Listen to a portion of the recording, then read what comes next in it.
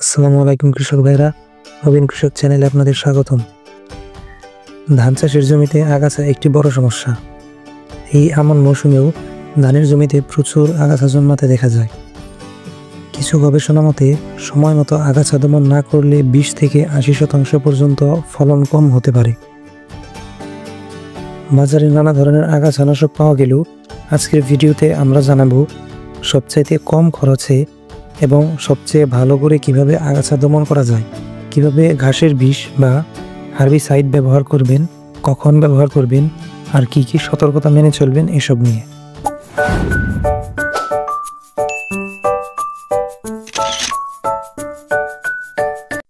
প্রথমে আসি ঘাস সমস্যা কেন গুরুত্বপূর্ণ।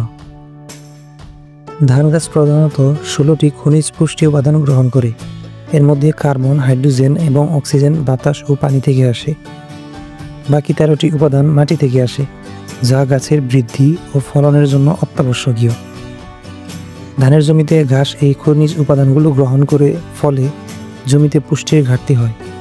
আর সময় মতো এই ঘাস দমন না করলে ফলন ব্যাপক হারে কমে যায়। তাই সময় মতো ঘাস দমন করা খুবই জরুরি।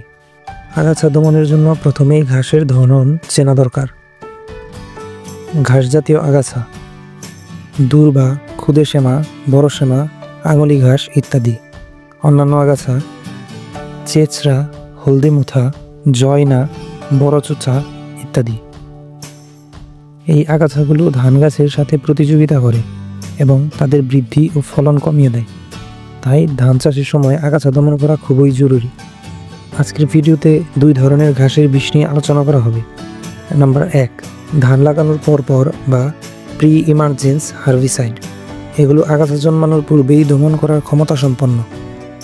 অ্যাসিটাক্লোর প্লাস বেনসালফিউরন মিথাইল 18 WP আগাছানাশকগুলো খুবই ভালোভাবে আগাছা দমন করতে পারে। সার কীটনাশকের দোকানে 18 WP আগাছানাশক বললেই দোকানদার বুঝতে পারবে। এসব আগাছানাশকের মধ্যে রয়েছে পেডি প্লাস, ঝিলিক, ফরেক্স ইত্যাদি। বিঘা প্রতি অর্থাৎ 33% জমিতে 100 গ্রাম এসব আগাছানাশক যথেষ্ট, যার মূল্য 70 থেকে 100 টাকা মাত্র। ধান রোপণের 2 থেকে 8 দিনের মধ্যে জমিতে 2-3 আঙ্গুল পরিমাণ পানি রেখে এই আগাছানাশক প্রয়োগ করতে হয়। জমির পানি 3 দিন আবদ্ধ করে রাখলে সবচেয়ে ভালো ফলাফল পাওয়া যায়। নাম্বার 2, আগাছা জন্মানোর পরে বা পোস্ট ইমার্জেন্স হার্বিসাইড।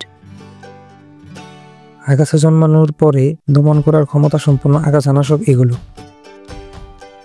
পাইরাজোসালফুরান ইথাইল নামক উপাদান দিয়ে এই আগাছানাশকগুলো তৈরি। কীটনাশকের দোকানে 10 WP আগাছানাশক বললে এই আগাছানাশক কিনতে পারবেন। এসব আগাছানাশকের মধ্যে রয়েছে মেরাজো, এমারাজ, পাইরোগোল্ড, সাইরাজো ইত্যাদি।